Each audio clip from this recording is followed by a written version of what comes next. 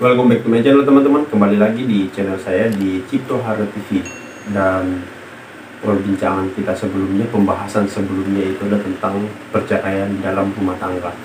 Dan kali ini saya akan membahas tentang dampak dari adanya kekecewaan berlebihan dan penderitaan berlebihan. Jadi yang pertama, saya akan membahas tentang kekecewaan yang berlebihan. Untuk teman-teman di luar sana, ketika teman-teman mendapatkan rasa kecewa dalam kehidupan teman-teman di luar sana, baik itu dikecewakan orang lain maupun dikecewakan orang tua, saya ingin menyampaikan kepada teman-teman, jadikan suatu kekecewaan yang ada di dalam dirimu dan apa yang kamu rasakan adalah sebagai caramu untuk bisa mengontrol dirimu agar bisa menjadi orang yang lebih baik dan orang yang lebih dewasa. Sumber dari kekecewaan memang dasarnya dari hal-hal yang kita inginkan dan hal-hal yang kita harapkan itu tidak nampak dan tidak diwujudkan baik orang tua maupun orang lain. Dan sumber dari kekecewaan itulah yang menjadi dampak besar buat kita adalah menjadi kecewa dan merasa sedih. Itulah dampak dari rasa kekecewaan. Dan dasarnya sebenarnya munculnya rasa kecewaan itu karena kita terlalu berlebihan untuk menargetkan sesuatu, berlebihan untuk meminta sesuatu, berlebihan untuk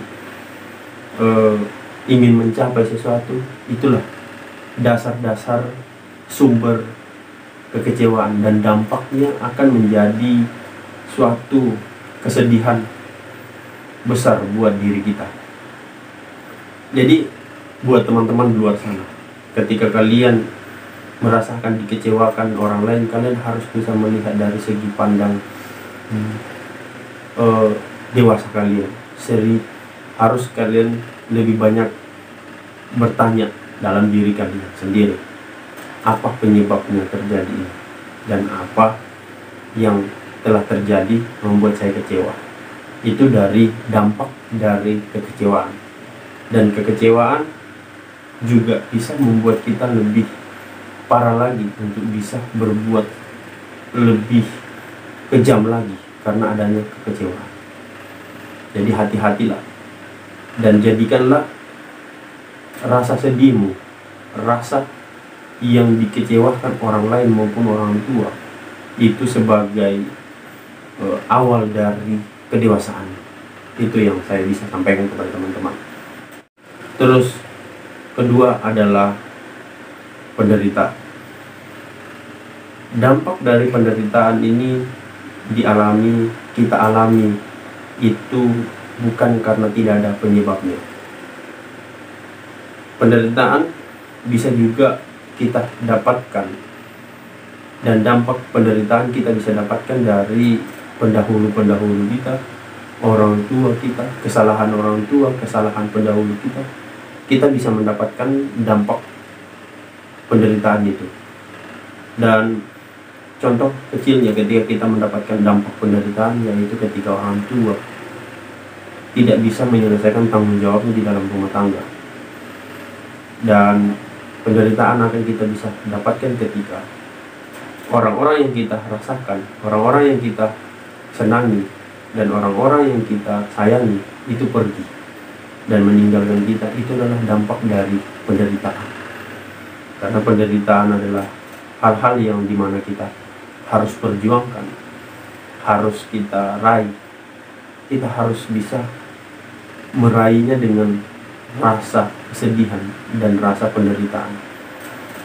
Sama seperti hal-halnya teman-teman ketika teman-teman di luar sana berusaha untuk menggapai sesuatu, menggapai impiannya atau mewujudkan impiannya, itu kita harus merasakan penderitaan. Yaitu penderitaannya adalah mungkin teman-teman tinggal di jauh dari sekolah, mungkin juga teman-teman sekolahnya tidak bisa membayar uang sekolah, dan tidak mungkin juga teman-teman harus merasakan tidak pernah makan, demi tujuan, demi impian.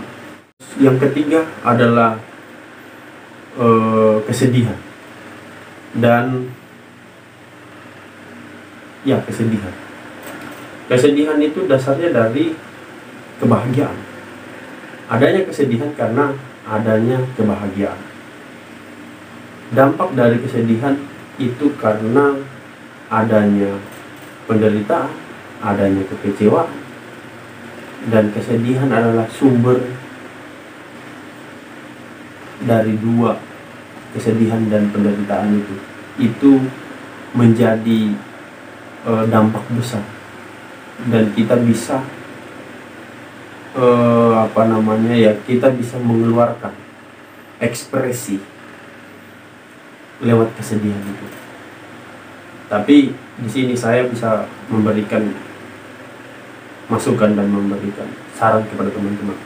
Kesedihan memang adalah hal yang menyakitkan, tapi menurut saya kesedihan juga ketika kita bisa mengolahnya dengan baik, kita bisa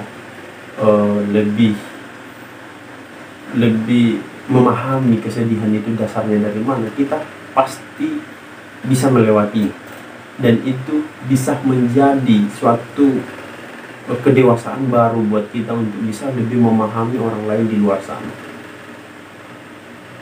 Hidup akan berjalan begitu aja, dimana kita hari ini merasakan, besok kita akan tinggalkan. Dimana apa yang hari ini kita rasakan, kita akan tinggalkan. Jadi kehidupan akan begitu-begitu terus.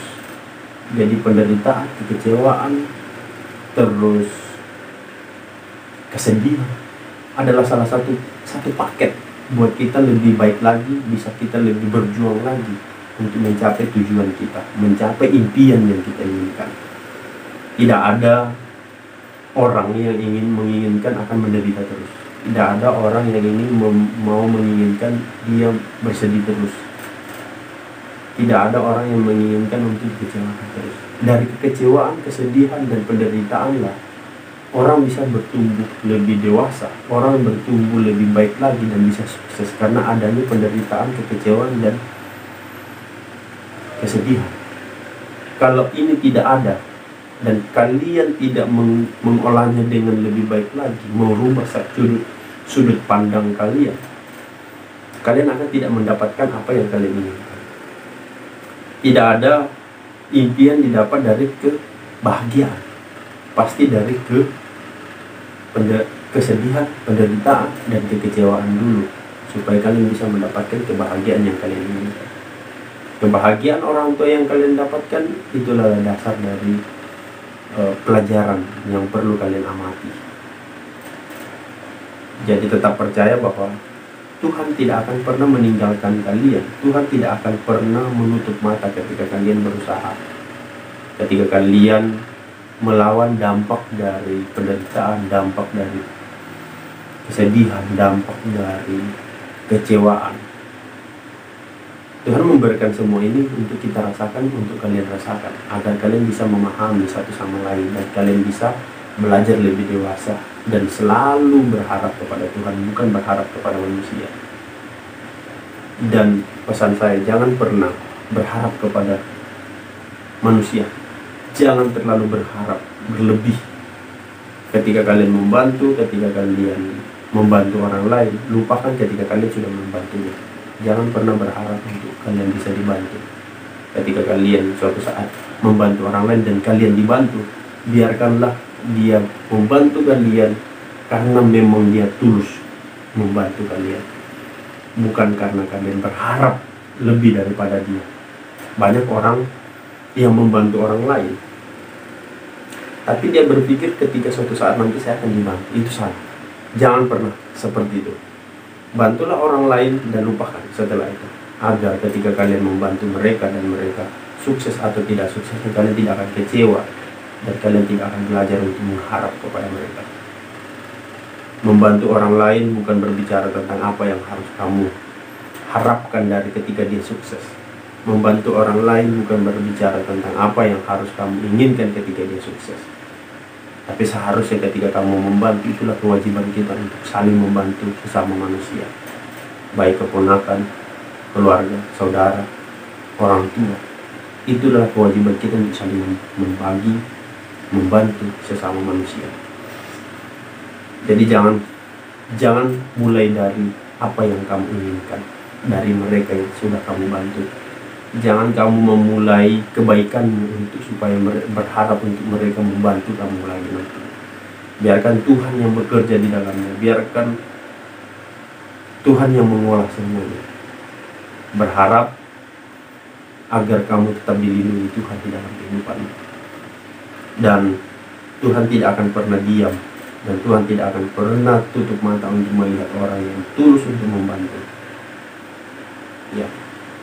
Jadi itulah semuanya teman-teman. Itulah bukti dari kehidupan sebenarnya.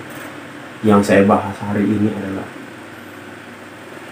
apa yang sudah saya pelajari dan apa yang saya amati selama ini dalam kehidupan. Itulah yang terjadi. Banyak orang yang salah memahami tentang kehidupan karena mereka tidak paham dan tidak mengerti apa arti kehidupan sebenarnya.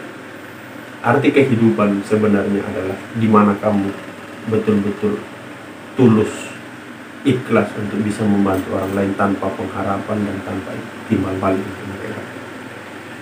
Arti kehidupan macam-macam menurut pandangan setiap orang. Ya, kesempatanmu diberikan Tuhan bukan cuma untuk hidup, menikmati makan, menikmati minuman, menikmati harta, dan bagaimana caramu bisa bermanfaat bagi orang lain. Mungkin sampai di sini aja videonya teman-teman. Semoga video kali ini bisa bermanfaat buat teman-teman di luar sana. Dan jadilah pribadi yang lebih baik dan yang lebih baik lagi. Dan jadilah manusia yang seharusnya bisa saling membagi dan saling membantu demi kebahagiaan bersama.